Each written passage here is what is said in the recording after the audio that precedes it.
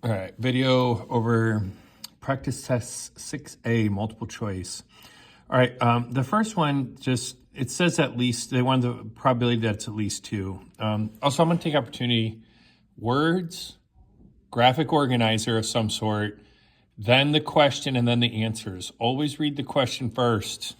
A lot of times you don't even have to read. I don't even need to read that other stuff if I read the question first. It happens all the time. Very good test strategy for multiple choice. Anyway, so you just have to add those together. Didn't really do anything special, just added them up.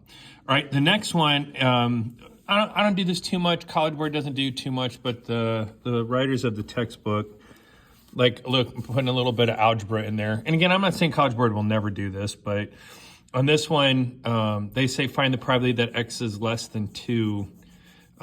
So first you need to find the probabilities of them separately. And then it's a total of 5, I said x, I'm sorry, 5k. And we find out that k is equal to 0.05.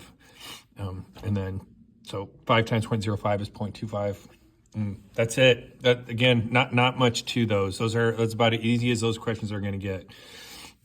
All right, the next one can be easy if we see how the problem is actually set up. If they gave us a table like this, well, maybe like this, for this problem, I think it would be very easy for us.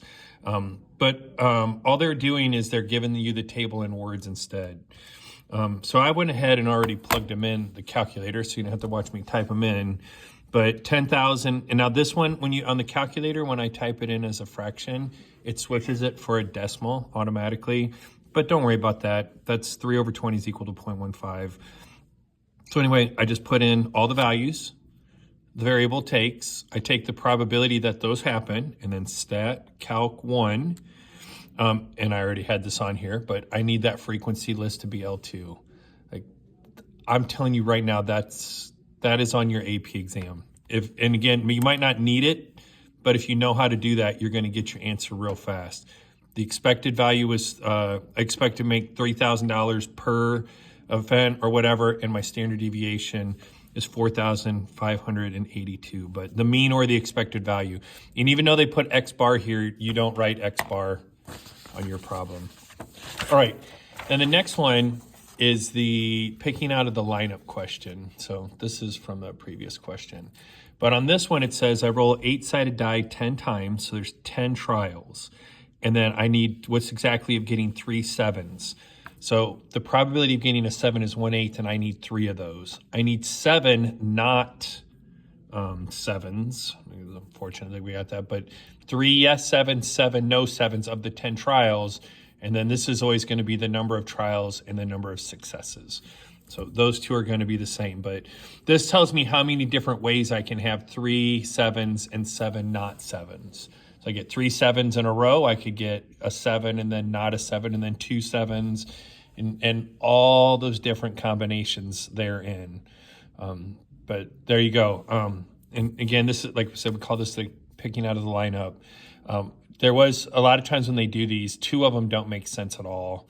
So even if you're like, I don't know how to do this one, you can still make your random guess out of 3 instead of out of 5, which would be good, especially if C is not the right answer and we get rid of C. A lot of people always want to pick C, and that's fine. You can pick whatever letter you want, but there we go. All right, the next one. This one is talking about the variance. And remember, we can't combine standard deviations. So when I do want to combine standard deviation, I have to combine the variances instead, okay? But also, when I'm finding the variance of the difference of 2 variables, I add the variances, which we do in the speed dating question when we get the new mu. The new sigma. That's exactly how we get new sigma, except then we have to take the square root of it. But this one doesn't say standard deviation, it says variances.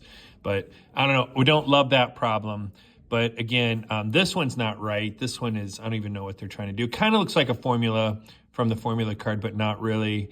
And here, again, I'm not even getting what they're doing here.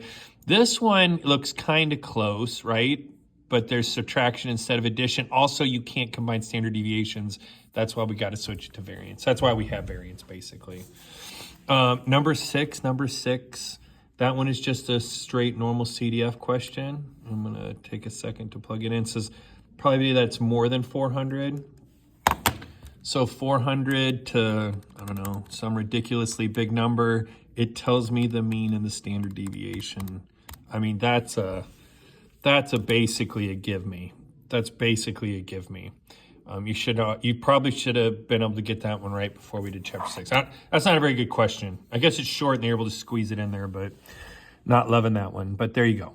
The next one, you select 40 cards from a standard deck of 52 and let Y be the number of red cards, hearts or diamonds in the 40 that are selected. Which of the following best describes the setting?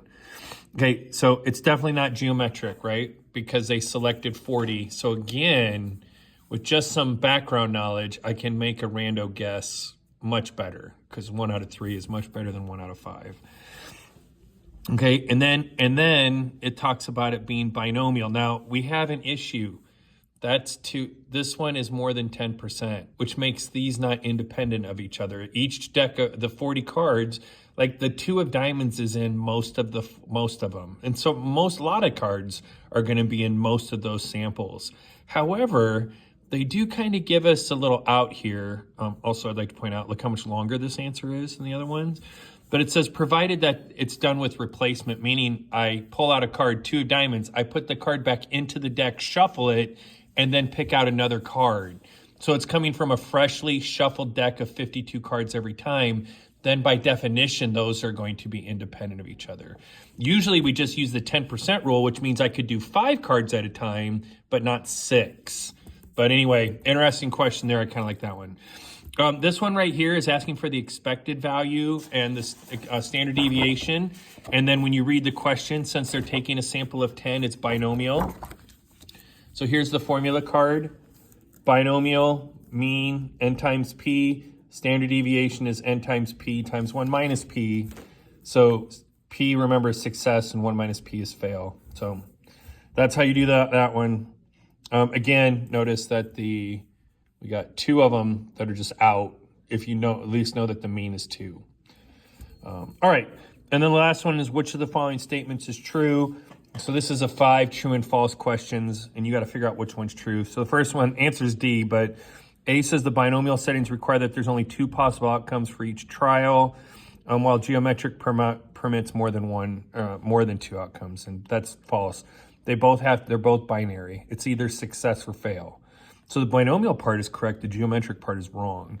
A geometric random variable takes an integer from 0 to n, not 0. Binomial is 0, yes. Geometric cannot be 0. If x is a geometric random variable and the probability of success is 0.85, then the probability of distribution will be skewed left. All right, so this one, I don't know if this has even been brought up, but a geometric distribution is always skewed to the right. Because remember, it's until your first success, and your chances of having it be on your 3rd or 4th or 5th, it gets smaller each time. Because remember, you can't get to 5 unless you've got past 4. You can't get to 10 unless you've got past 9 and 8 and 7. So it's always skewed left. And then, so the answer is D, but let's E here. The distribution of every binomial random variable is skewed right. That geometric, yes. Binomial, no. Again, we really haven't talked about it, but that kind of goes with C. And then the correct answer, the important difference between binomial and geometric is there's a fixed number of trials in a binomial, and the number of trials in a fixed number and the number of trials varies. Good Lord, I can't read. I thought I got this one wrong. A fixed number of trials in binomials and the number of trials in a geometric varies, or number of trials varies in a geometric setting. So that one is correct. Under 10 minutes.